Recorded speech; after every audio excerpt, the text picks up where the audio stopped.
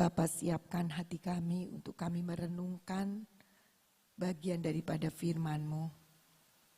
Buat hati kami terbuka untuk setiap perkataan-Mu Tuhan. Kami boleh mengerti dan kami boleh terima kebenaran daripada firman-Mu ini.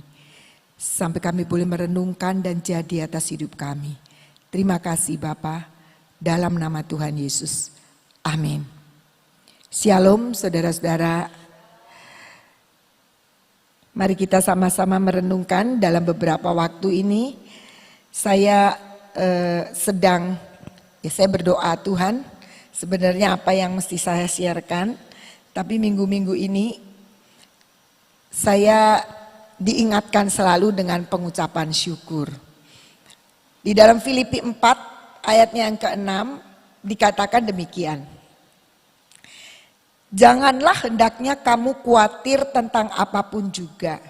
Tetapi nyatakanlah dalam segala hal keinginanmu kepada Allah dalam doa dan permohonan dengan ucapan syukur. Nah, saya merenungkan hari-hari ini tidak terlalu banyak orang yang suka bersyukur rupanya.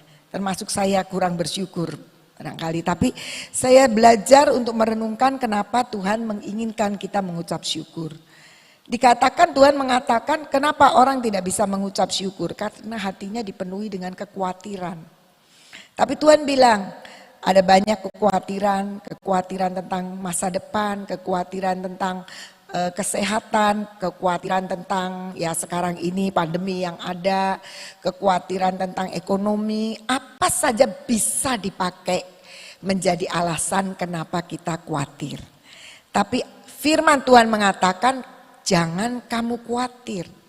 Tapi enggak titik, bersyukurnya Tuhan tidak berhenti sampai di situ. Dia katakan nyatakan saja dalam segala hal, apa saja yang bisa membuat kita khawatir, apa saja yang menjadi keinginan hati kita untuk dibawa kepada Allah dalam doa dan permohonan. Tapi bukan sekedar doa biasa atau permohonan biasa, tapi dikatakan ini dengan ucapan syukur. Nah saudara-saudara, yang sulit itu ketika kita punya persoalan, ketika kita punya masalah, kemudian Tuhan bilang doa saja, cerita sama aku, sampaikan doa keinginanmu, permohonanmu. Tapi dengan ucapan syukur itu sepertinya kontradiksi ya. Kita lagi punya masalah tapi kita suruh bersyukur. Kalau bersyukur itu kan berterima kasih. Sedangkan kita dalam keadaan khawatir itu serba merasa kurang. Kurang damai sejahtera, kurang duit, kurang sehat, kurang semua. Tapi Tuhan bilang ketika kamu sampaikan itu kepadaku harus dengan pengucapan syukur. Nah itu yang seringkali sulit bagi kita. Tapi saya mau belajar dan saya merenungkan ini saudara-saudara. Dan kita di tengah-tengah pergumulan saya tentang pengucapan syukur artinya merenungkan. Oh sebenarnya tuh gak sulit ya. Kita itu punya masalah gak sulit. Tuhan bilang doa sampaikan kepadaku semua keinginanmu dalam doa permohonan. Tapi dengan ucapan syukur itu yang susah. Mungkin kita gampang ngomongnya.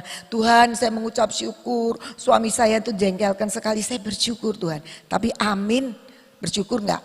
Kita ngomel-ngomel. Tahu gak? Suami tetangga itu lebih baik dan sebagainya. Namanya itu tidak mengucap syukur. Ada begitu banyak alasan. Dan beberapa waktu ini ketika saya mendengar sebuah keluarga muda, menurut saya keluarga muda yang dengan sangat mendadak ditinggal oleh suaminya. Dengan anak-anak yang masih kecil, 3 anak. Hati saya ikut menangis. Ketika harus mendengar dan menyaksikan. Saya sangat tahu bagaimana rasanya kehilangan. Karena saya pernah mengalaminya. Tapi ini anak-anaknya masih kecil. Ketika saya merenungkan dan Tuhan sedang mengajarkan saya untuk mengucap syukur. Saya berpikir, apakah keluarga ini terutama istrinya bisa mengucap syukur? Bagaimana Tuhan Firman-Mu ya dan amin. Harus bersyukur, menaikkan doa, menyampaikan keluh kesah, kesedihan, masalah dan sebagainya. Tapi harus dengan pengucapan syukur.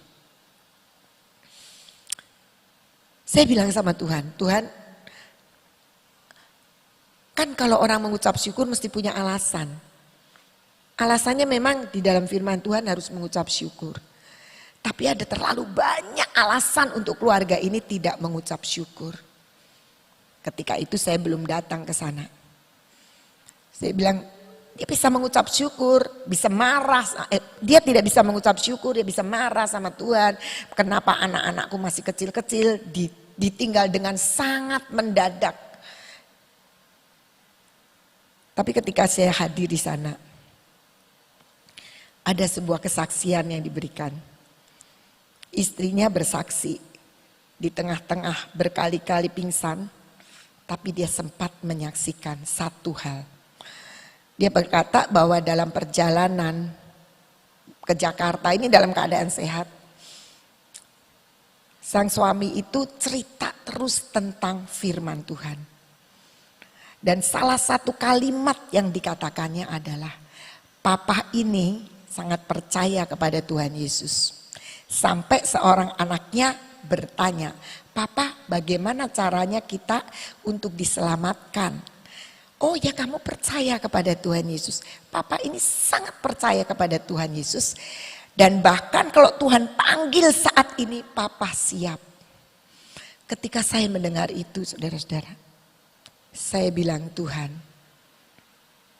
di tengah-tengah ketidakmungkinan untuk orang bersyukur, selalu ada titik di mana ada satu alasan yang bisa dipakai untuk mengucap syukur.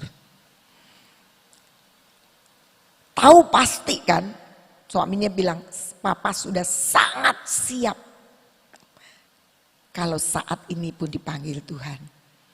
Dan sampai di Jakarta memang langsung dipanggil. Tapi itu bisa menjadi alasan. Ketika saya merenungkan itu sampai di rumah. Sebenarnya ketika firman ini disampaikan, nyatakan kepada Allah semua doa dan permohonan dengan ucapan syukur. Kalau kita mau saja merenungkan, selalu ada satu titik yang Tuhan beritahukan menjadi alasan untuk kita bisa mengucap syukur. Tapi seringkali kenapa kita tidak bisa mengucap syukur?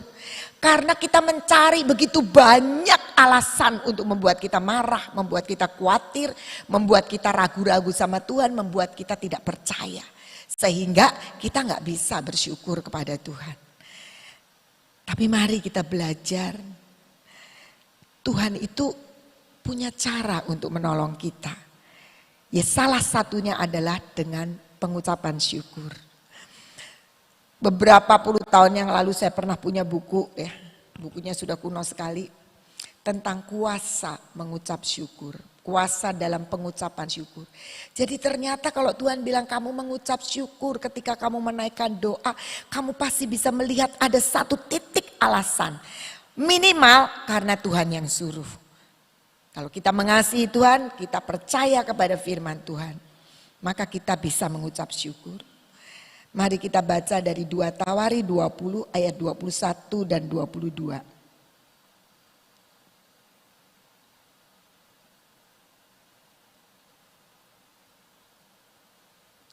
2 Tawari 20 ayat 21 dan 22. Ini cerita tentang Yosafat pada waktu itu. Dia dalam ketakutan untuk menghadapi Bani Amon, dan di dalam ketakutannya dia datang kepada Tuhan. Dan setelah ia berunding dengan rakyat, ia mengangkat orang-orang yang akan menyanyi nyanyian untuk Tuhan dan memuji Tuhan dalam pakaian kudus yang semarak pada waktu mereka keluar di muka orang-orang bersenjata sambil berkata, nyanyikanlah nyanyian syukur bagi Tuhan, bahwasanya untuk selama-lamanya kasih setianya. Ketika mereka mulai bersorak-sorai dan menyanyikan nyanyian pujian, Dibuat Tuhanlah penghadangan terhadap Bani Amon dan Moab dan orang-orang dari pegunungan Seir yang hendak menyerang Yehuda sehingga mereka terpukul kalah. Jadi pada waktu mereka menaikkan syukur, mereka nyanyikan nyanyian syukur kepada Tuhan bahwa Tuhan untuk selama-lamanya kasih setianya, belum ada pertolongan, belum ada kemenangan. Tapi ketika mereka menaikkan syukur, Tuhan bertindak dan dikatakan mereka terpukul kalah, musuhnya terpukul kalah. Jadi ucapan syukur itu memang benar-benar sangat berkuasa. Karena dengan ucapan syukur itu kita sedang memberi kesempatan untuk Tuhan bertindak. Kita memberikan kesempatan untuk kuasa Tuhan berkarya. Kita seringkali sulit, jadi karena kita melihat begitu banyak alasan untuk kita marah, untuk kita jengkel, untuk kita tidak bisa bersyukur. Tapi mari kita lihat, ketika kita datang dan berdoa kepada Tuhan, ketika kita menaikkan permohonan, mari renungkan, pasti ada satu titik, ada satu celah, ada satu alasan, minimal satu untuk kita bisa bersyukur. Minimal kita bisa masih percaya kepada Tuhan. Mazmur 28 ayat 7.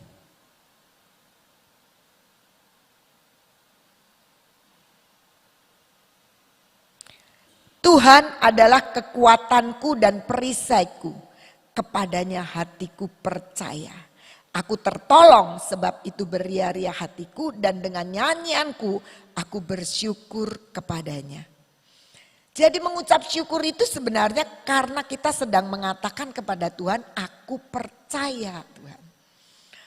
Kalau kita tidak bisa datang kepada Tuhan, doa kita itu doa yang tidak percaya. Kalau kita datang kepada Tuhan dan kita tidak bisa bersyukur.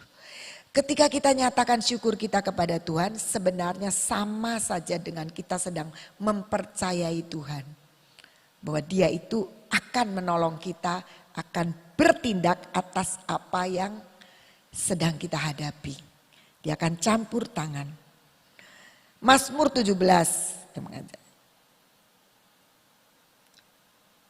Mazmur 17 ayatnya yang ke-15. Dikatakan demikian, tetapi aku dalam kebenaran akan kupandang wajahmu. Dan pada waktu bangun aku akan menjadi puas dengan rupamu.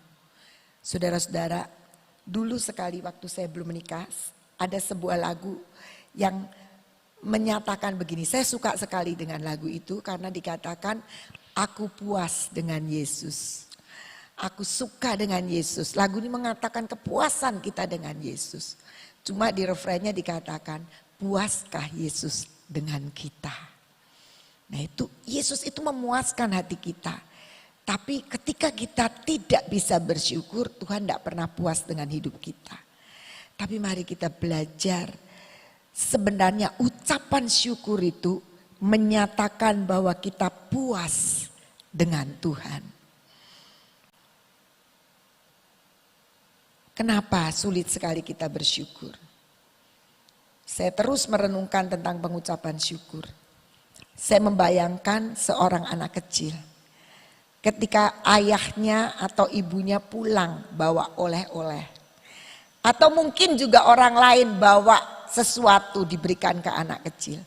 Umumnya anak kecilnya akan tangkap, sukacita, lari. Dan biasanya mamanya bilang, sini dulu non, sini dulu. Ayo bilang apa. Terus, nanti dia akan mengatakan, thank you tante, kata terima kasih tante. Terus dia lari lagi. Kenapa? Dia tidak berterima kasih dari awal. Karena fokusnya sama pemberian. Bukan fokusnya kepada si pemberi. Jadi kenapa kita sulit untuk mengucap syukur? Karena kita fokusnya kepada apa yang kita minta. Apa yang kita mau diselesaikan. Fokus kita kepada masalah kita. Padahal kalau kita kembali kepada fokus kita kepada Tuhan. Maka kita akan melihat ada begitu banyak alasan untuk kita bersyukur. Seperti Yosafat pada waktu tadi ya, kalau kita lihat kembali ke 2 Tawarikh 20. Di dalam 2 Tawarikh 20 ayatnya ke-12. Kenapa Yosafat ditolong? Kenapa dia bisa bersyukur? Di ayat 12 dikatakan, "Ya Allah kami, tidakkah engkau akan menghukum mereka? Karena kami tidak mempunyai kekuatan untuk menghadapi laskar yang besar ini yang datang menyerang kami. Kami tidak tahu apa yang harus kami lakukan. Tetapi mata kami tertuju kepadamu." Karena Yosafat matanya tertuju, dia mengajak seluruh rakyatnya tertuju kepada Tuhan. Dia bisa bersyukur, dan ketika mereka bersyukur, bangsa itu menaikkan sorak-sorai, menaikkan nyanyian syukur, maka Tuhan bertindak sehingga musuh dikalahkan. Mari kita belajar. Mungkin di dalam hidup kita sering kali lupa untuk menghitung berkat-berkat Tuhan, untuk menghitung kebaikan Tuhan, untuk merenungkan kekuatan, kuasa, kebaikan, keajaiban, kebesaran Tuhan. Tertutup semua dengan masalah kita. Sehingga kalau kita naikkan doa, tidak bisa pakai ucapan syukur. Terlalu banyak alasan bagaimana mau bersyukur. Anak saya kayak begini, keuangan kayak begini, suami atau istri kayak begini, situasi bangsa kayak begini. Sehingga kita berpikir wajarlah kalau kita tidak mengucap syukur. Tapi percayalah, pengucapan syukur itu memberi kesempatan untuk Tuhan bertindak. Pengucapan syukur menyatakan bahwa kita sepakat dan percaya dengan Tuhan. Setuju dengan apa yang Tuhan bisa lakukan, berkuasa untuk melakukan, dan dia adalah dengan segala keberadaan yang maha kuasa. Dan kita mau menyatakan dalam pengucapan syukur, kita selalu dipuaskan oleh Tuhan. Mari kita terus menunjukkan pandangan kita kepada Tuhan. Jangan memandang apa yang dia beri, yang dia sudah beri, atau yang dia akan berikan. Tapi pandanglah tangan yang terbuka, yaitu Tuhan sendiri yang selalu matanya tertuju kepada kita. Sang pemberi pertolongan, sang pemberi kebaikan, yang memberikan kehidupan, yang memberikan kepada kita segala hal yang baik untuk kita. Bahwasanya untuk selama-lamanya kasih setianya. Tuhan Yesus memberkati.